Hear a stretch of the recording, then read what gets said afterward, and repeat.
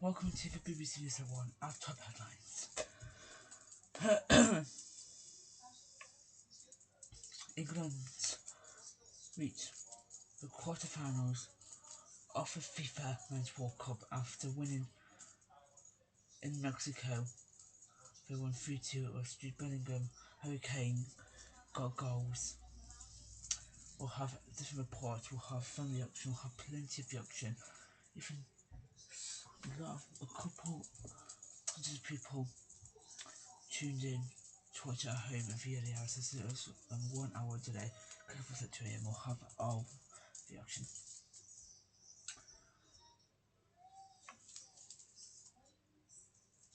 Also on tonight, also official time. Royal Source.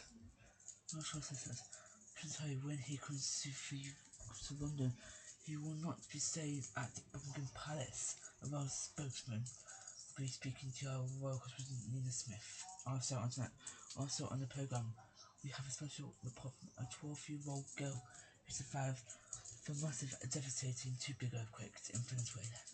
Also on the programme, 12 killed in strikes on Kyiv in Ukraine. We'll have this Australia beat England to win the ICC Women's T20 World Cup. Also, here from Spartan, so we'll have plenty of options. England also won. We'll have plenty of options. England booked their place at the men's in the quarterfinals at the FIFA World Cup, and we'll have the weather with Matt Taylor.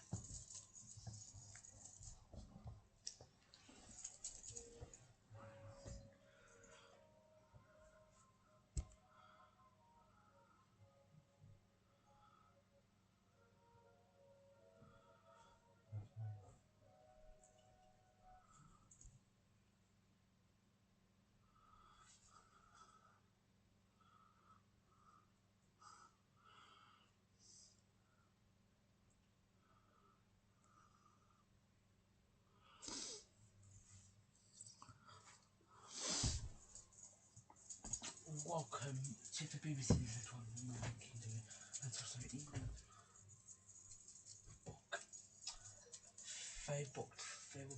booked their place in the quarterfinals of the FIFA World Cup after beating Mexico in Mexico City last night 3-2. Jude Bellingham scored within 2 goals within 98 seconds. There's 2 penalties, a red card. England will now go on and face Norway in Miami in the quarterfinal on Saturday at 10 PM. Well, there was plenty of fan service in Mexico City before time John Henson was stretched off after an incident with a certain board broke his wrist. We have this special report from our sports correspondent Ollie Foster reports from Mexico City on the night that England fans will remember for decades.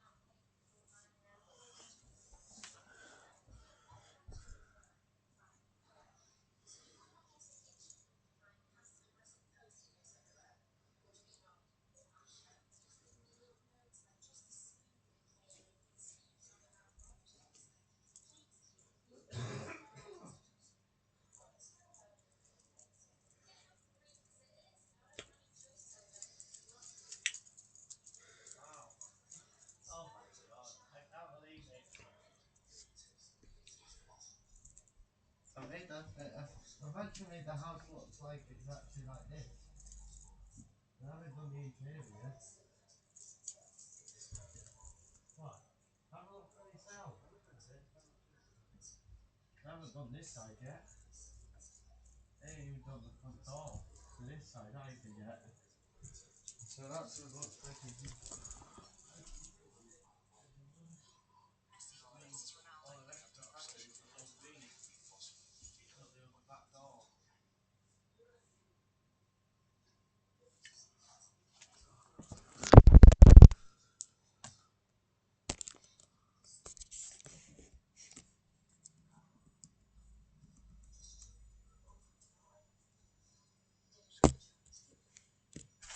Jordan, what a match. That's probably one that we're still going to talk about for years. I'm sure you'll never forget. It was unreal.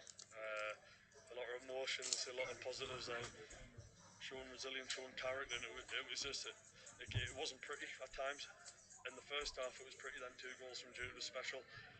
Then they get back in the game, then we get a penalty with HK scoring it. Then they get back in the game. It just had everything that puts you on the edge of the seat. That's what football's all about. And it's not pretty at times, but it shows our togetherness, and it was a special night. As you said there, Jude and Harry will probably get some of the headlines, but you as well told me recently that you thrive when you get to the knockouts. Did we see that tonight? Yeah, I think you see the version that I set myself and the standard I set myself tonight, and producing saves in big moments and decision making in moments, coming for crosses. I thought it was the standard that I set myself, and that's where I aim to be all the time, and keep improving on that. And when called upon, big moments and big times, that's where I am. Joe Hart's in our studio, and I know he's been waxing lyrical about just how good you were. Those saves, particularly at the end of the first half, and he's also noticed how you started to come for the ball more, particularly when you went down to 10 men, the responsibility that you almost took on your shoulders. Yeah, that's what I've got to do. I'm one of the most experienced lads in the group, and when called upon, you know, you got to roll your sleeves up, and I think I've always done that. I've always had that fight in me, that passion and the pride that I'll always have on the shirt. And it was a great game for me, and that's a standard itself. And it was decent. And that is the perfect ending, Jordan. Thanks so much. Well done.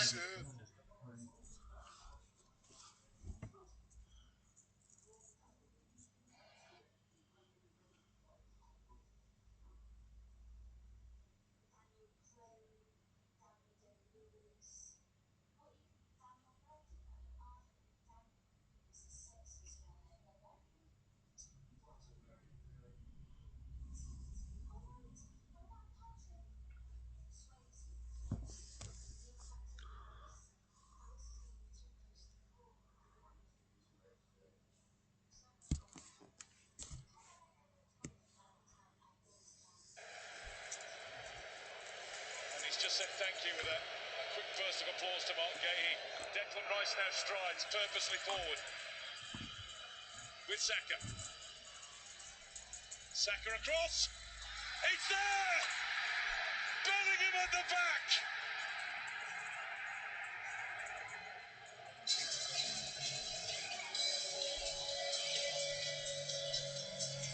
The passion of the Azteca now is all English.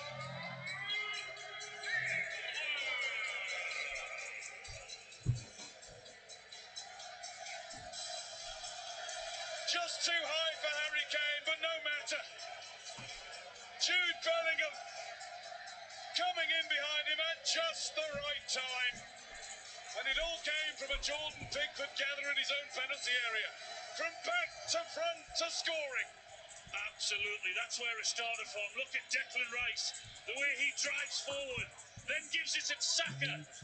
And again, not on the inside, but on the outside, gets to the byline and clips a beautiful ball to that far post. A great run from Harry Kane, which leaves Bellingham free. And he is not going to miss that. That is a quality ball. High quality ball from Saka onto the running Bellingham.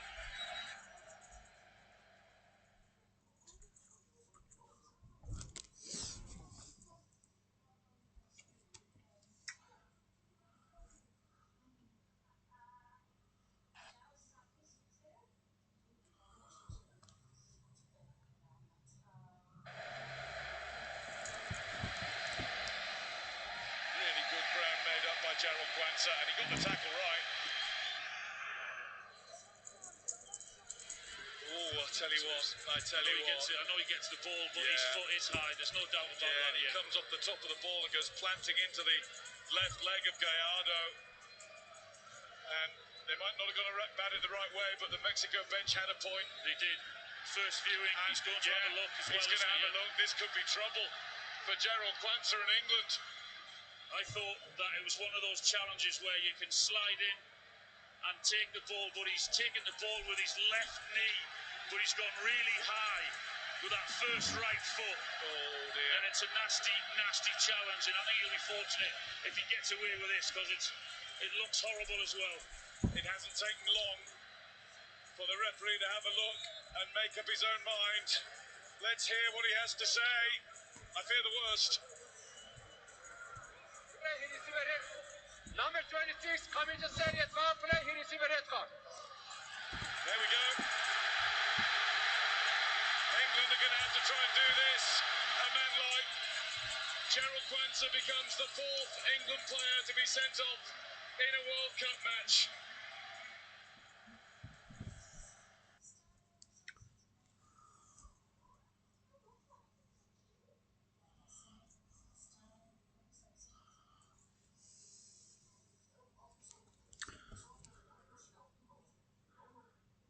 Harry, huge congratulations. What a contest, what a win. But I just firstly wanted to ask you what's happened over there by the England goal, because there looks to be some concern. Yeah, Jordan, my voice is gone. Henlo just fell over there. I think he's okay. Just something with his arm. Okay, well, as for the performance, I think it says it all, the fact that your voice has gone. That was some contest to watch. What on earth was it like to play in? Yeah, it was a crazy game. We had to fight. We had to find something. Yeah, I've just been sitting there. I can't really talk, but yeah, all the occasion, the team, everything against us, we found a way. I was going to say, is that what pleases you the most, the resilience today? Because even your penalty, a word on that as well, not the one you scored, the one you conceded. What did you make of that? Yeah, I thought I got to the ball first. It was one of those days that the ref gave a lot against us. And in the end, it didn't matter, so yeah, I'm happy. I'm going to try one more question if your voice holds out. What can this do for England going forward? You've got a quarter-final in Miami against Norway to look forward to. What can the England fans look forward to now? Well, just look at them here. Incredible. Unbelievable support. Speechless. I can't even talk, so... Go and rest that voice. Rest up. Thanks, Harry. He literally can't talk. The thing is, this...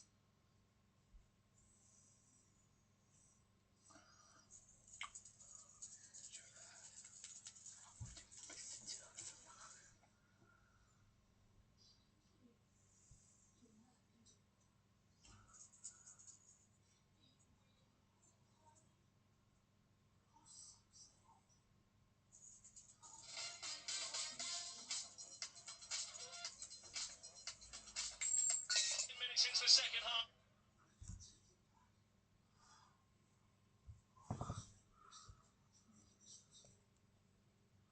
For 6 minutes after that, Kane dispatching a penalty, but then Mexico with a penalty of their own as Raul Jimenez struck. But it's the Three Lions who march on, and they will fly back north tonight with a spring in their exhausted step. Yeah, just a word on the England fans as well. Massively outnumbered here at the Mexico City Stadium, but you can hear their voices. They really did as much as they could possibly do to get their team over the line, and the team responded magnificently. And these scenes are scenes to savour. Those England fans on the other side of the world, England fans back home, some who couldn't wait up to watch the game, some who are waking up, eating their cornflakes, and now looking back on the highlights of an England classic. The memories of '86 in the past. England have come here and won, and this is the memory of this stadium they'll hold on to now. Arm in arm, celebrate with those fans behind the goal. This is a night they will remember for the rest of their lives. Yeah, for those England players, coming to play Mexico in this stadium, it was a test, yes, of footballing ability, but it was a test of character and resilience, and to a man they have passed both those tests. Mexico fans were booing the sounds of Oasis pre-match here with the rain delay that we had. They're now just accepting the scenes that are playing out in front of them. The England players jumping the advertising hoardings to be as close to the fans as they could possibly be. This is their night in Mexico City.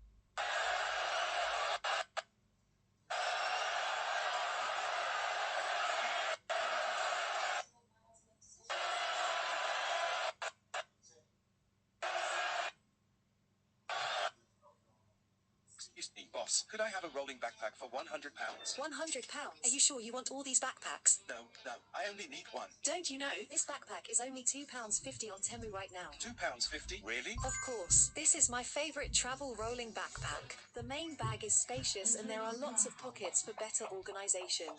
It even can be vacuum compressed for more storage space. The handle is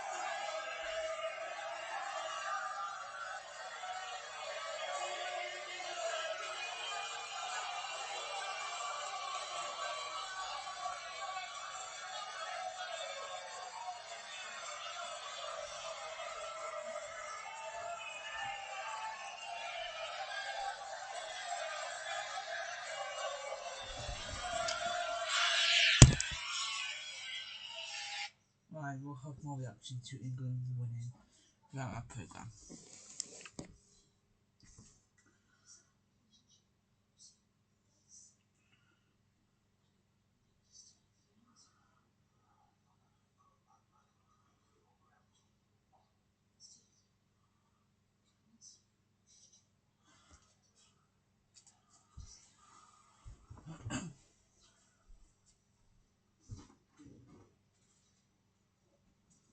Right, next was according to a royal spokesman, it's confirmed that Prince Harry will not use Buckingham Palace as a accommodation when he comes down to London next week.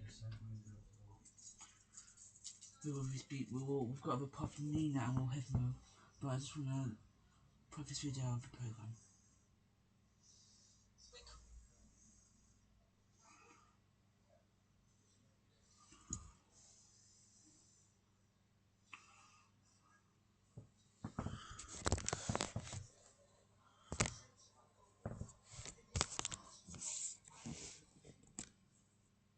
Calling this the battle of the briefings. It is, if you like, a tale of two teams. This is what we know. Prince Harry is still coming to the UK, but he won't be staying at Buckingham Palace in a royal residence. So what has been going on? It is sometimes quite hard to get to the bottom of these things, but we understand that the offer had obviously been made for the Duke of Sussex to have access to a royal residence. Buckingham Palace was the one. This was an offer that was accepted by the Duke of Sussex, but we understand for the palace's point of view, it was accepted too late. There wasn't enough time to sort out the hospitality and to sort out the staffing for that accommodation. The palace had always wanted clarity and a speedier response. They'd given a deadline, and that deadline had been missed. They also, I think, are very aware that Prince Harry on Tuesday is getting the judgment in his privacy case against the publishers of the Daily Mail and the Mail on Sunday. That added an extra layer of complexity given the King's constitutional role within the courts. But as it stands, Harry coming to the UK, not staying at Buckingham Palace. But this is when it all gets a little bit tricky, because you hear from Harry's team, so Team Duke of Sussex, and they're saying something quite different. They're saying that the reason the decision took so long was because Harry had to make private arrangements for his security, because that hadn't been sorted out in time. So once he got the security he needed in place, he was then able to accept the offer of accommodation. This is what a spokesperson for the Duke of Sussex said in a statement. They said, "It is therefore disappointing that the offer has now been withdrawn, with Tuesday's judgment in the Associated Newspapers Limited case cited as the reason. Buckingham Palace has, however, been aware of that judgment since last Thursday. It is therefore unclear why, having formally accepted the offer, it has now been withdrawn at the last minute." Now, look, as I say, a battle of the briefings only scratches the surface when it comes to what's been going on here. Like I say, Harry is definitely coming, won't be staying at the palace. But I think it does go to show that this trip is already potentially being overshadowed by the never-ending drama of the communication breakdown between both teams, between father and son perhaps. And let's not forget, the whole point of Harry's trip to the UK was to celebrate and really get and to mark 1 year to go until the Invictus Games, which are due to be held in Birmingham. But already he's landing in what appears like an ongoing soap opera between Buckingham Palace and the Duke of Sussex's team. More's coming.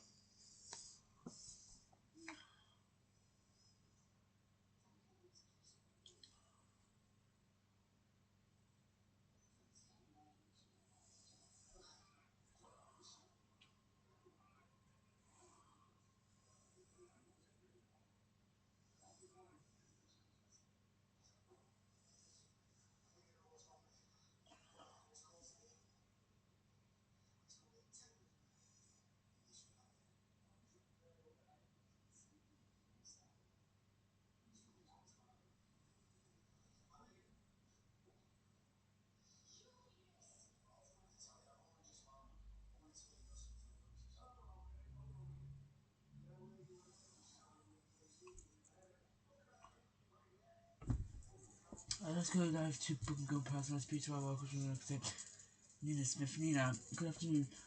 Bring us up to date about this whole situation about Harry not staying at Buckingham Palace. Please give us an update about this, Nina.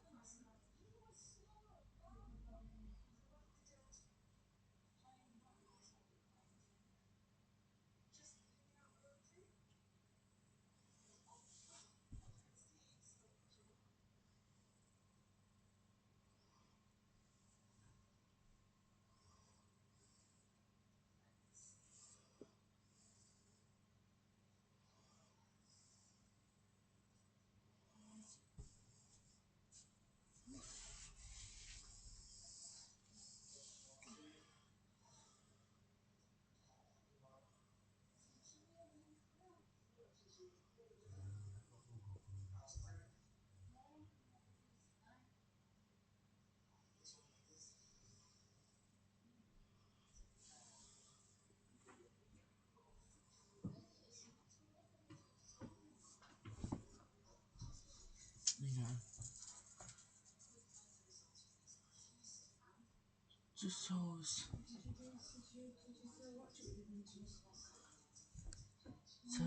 why Prince Harry is coming. Why is he coming down to the UK? Sure, I know he's coming down for a visit. What's he coming for, essentially? Nina, tell us.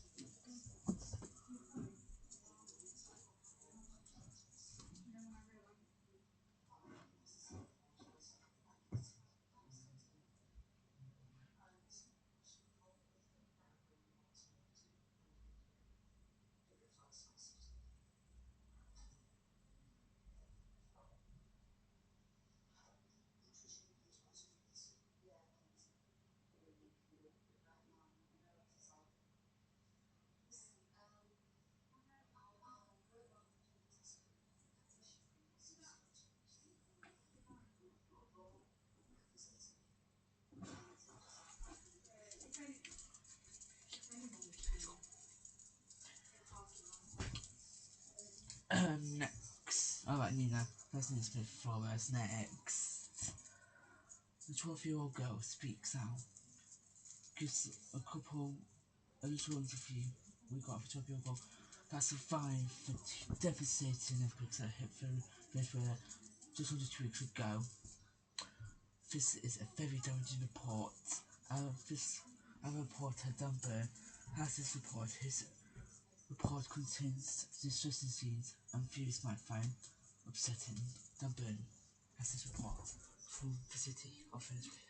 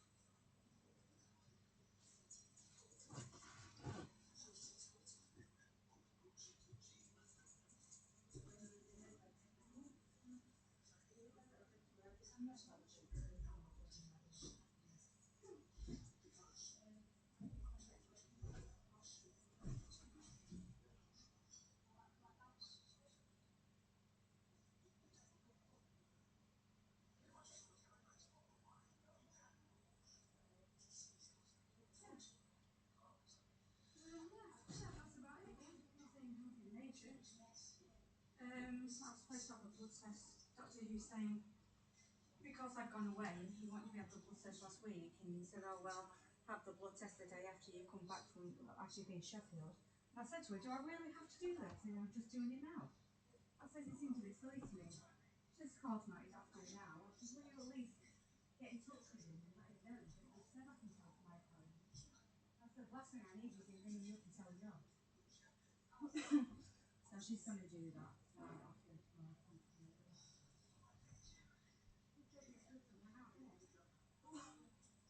Your blood doesn't run out. Alright. Yeah. Alright. Bye. She went upstairs a little bit when she realised she was late. Then got back up. I got back up. She says, oh my gosh, she said, I forgot that you have to get back up to go out. I said, yeah.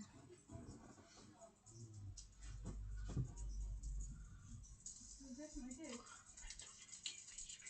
So Stephen was adamant that he wanted us to get him up. I said, but when I knew it was 2 o'clock, I wasn't necessarily going to do that at 2 o'clock. I said, problem is, Andrew went to the toilet and he sat there waiting for me. But I said to her, have you seen that the Mexico coach was cheating and we should be banned? She said, how the hell did we cheat?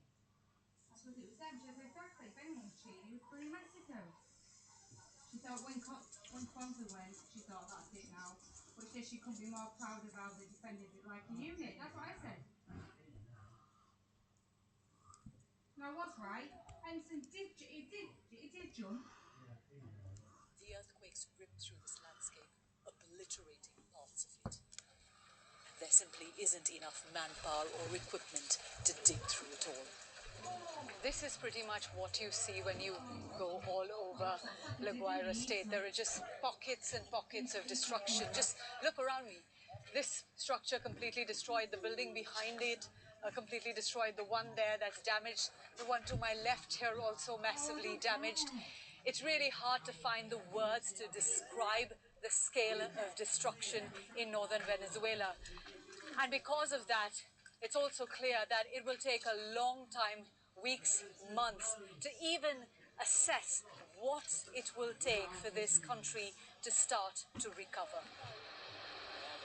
Tens of thousands are still lying under the rubble, and so families are taking matters into their own hands. Julian Marin is working with other volunteers to find the body of his wife's mother. She lived in a block of government flats along with Julian's wife, Angelica, who also died. A while earlier, Angelica's body had been pulled. Right, finally this is fine.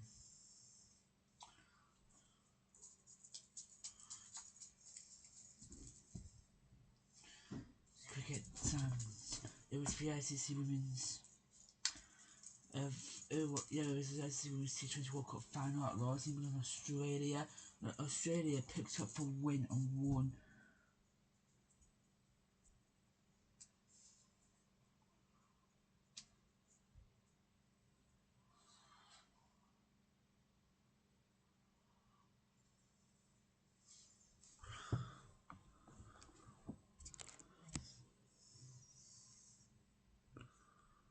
Welcome to Lords, where it is warm, it is sunny, the grass is green and lush, and we have had a toss, which means that Australia won that toss and they're going to be bowling first today. So the Aussies...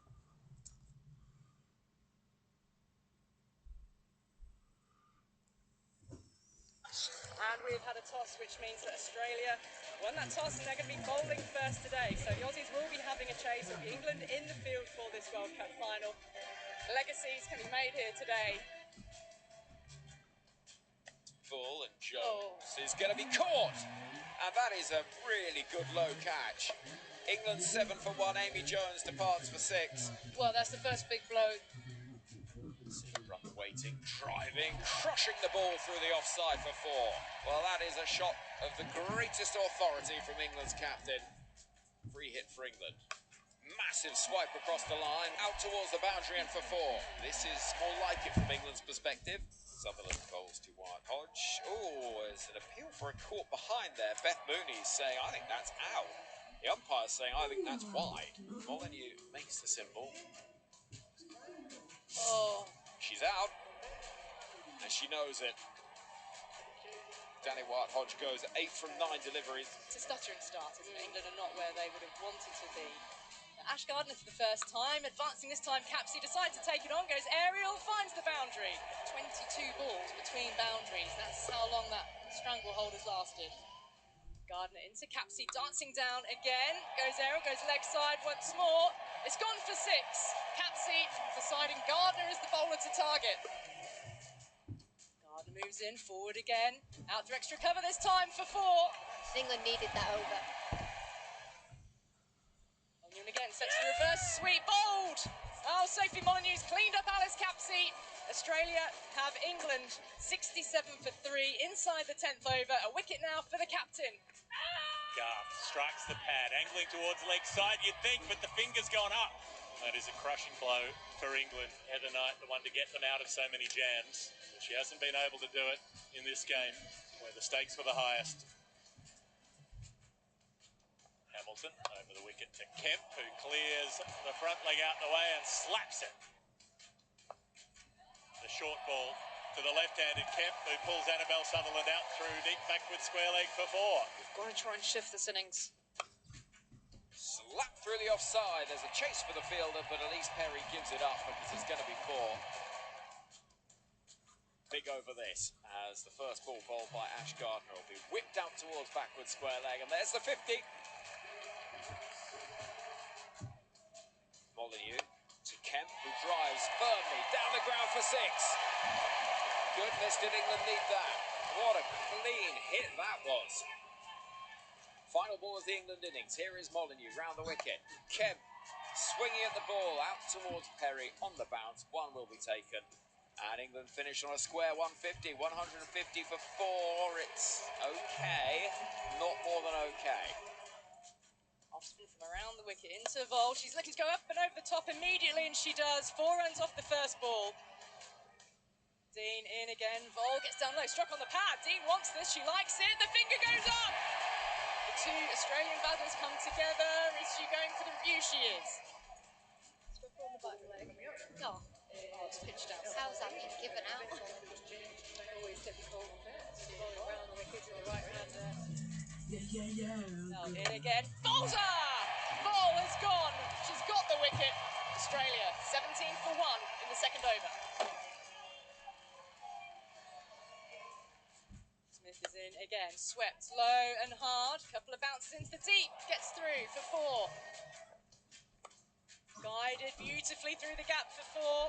And knew exactly where she was placing it, Mooney.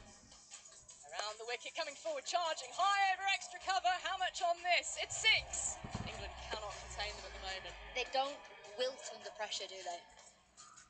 Gibson to Litchfield, clears the front leg and smokes it down the ground for 4. That is a violent cricket shot. Next delivery is, magnificently played by Phoebe Litchfield. That switch hit is a shot of wonder. Stunning batting. Here is Charlie Dean. And it's pushed into the offside. She will get that single that takes her to a half century. And it's been a brilliant innings. 50 of 38. Oh, and does that get through? It does. Phoebe Litchfield's bowled, goes for 48. And the partnership finishes on exactly 100. Australia needs 34 from 42. Here comes Freya Kemp in the sunshine. Mooney clatters the ball away and it goes whizzing, fizzing. England haven't done much wrong. Australia are just better. Struck on the pad now. Looking to whip into the leg side was Mooney. Will there be a little cheeky England review here? Oh, they're closing stages. Why wouldn't you? Yes. And they have.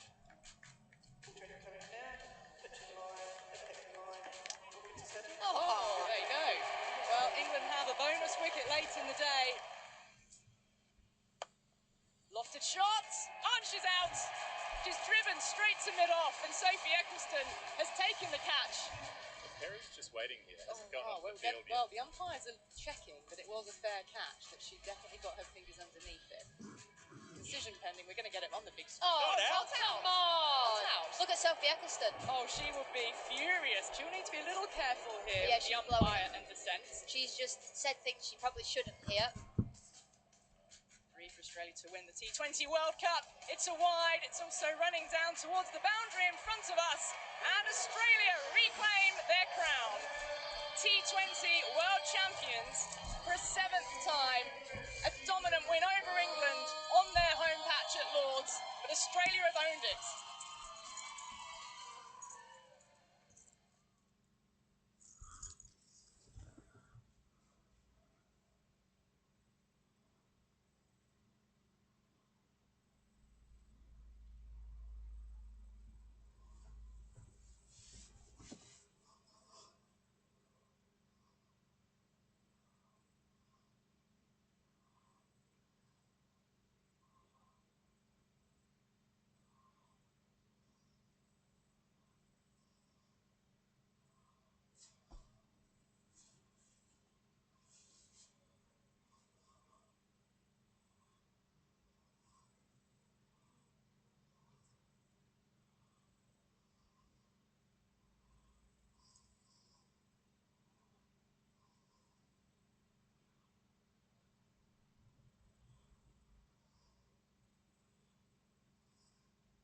Jordan Henderson's unforgettable.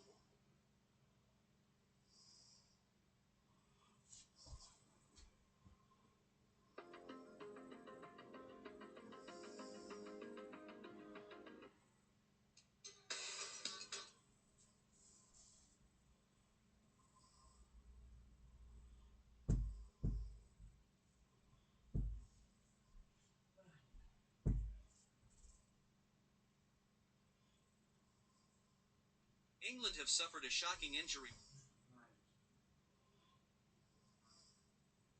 Mexico City.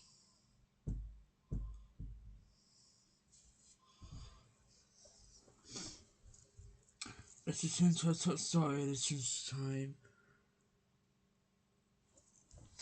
England have booked third place at the quarterfinals of the FIFA Men's World Cup after beating Mexico. I'm just going to show you this clip. Jordan Henderson got injured after jumping over the barricade and broke his wrist.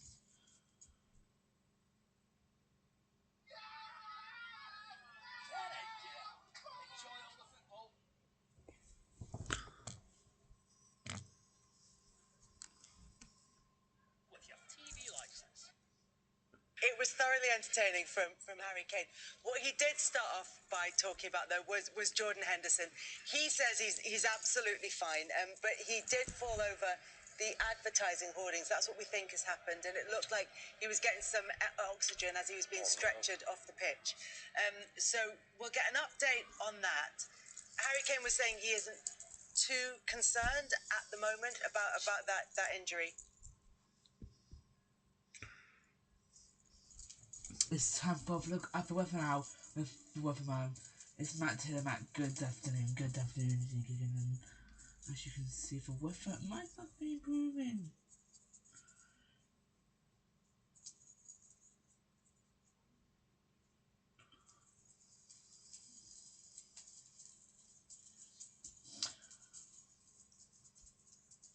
The forecast, like I said today, is going to be cloudy in the north with rain in northwest Scotland, various cloud and sunshine further south of England. We're going into tonight. Continues cloudy in the north with further spells of rain pushing into the western Scotland. The odd spot of rain is possible in northern England and further cloud. Let's move on to Tuesday for you. Let's look at Tuesdays for you. Tuesday tomorrow will be very messy cloudy in the north with fewer light spells of rain into Scotland and parts of the west, and hot and sunny in the south with some areas of cloud. Unlook for Wednesday with very cloudy in the northwest while elsewhere remaining sunshine. Another hot day in the south. Thursday and Friday will both see areas of cloud showers in the northwest, but elsewhere we'll see sunshine with only the outside chance of a shower. Becoming increasingly warm. That is the forecast.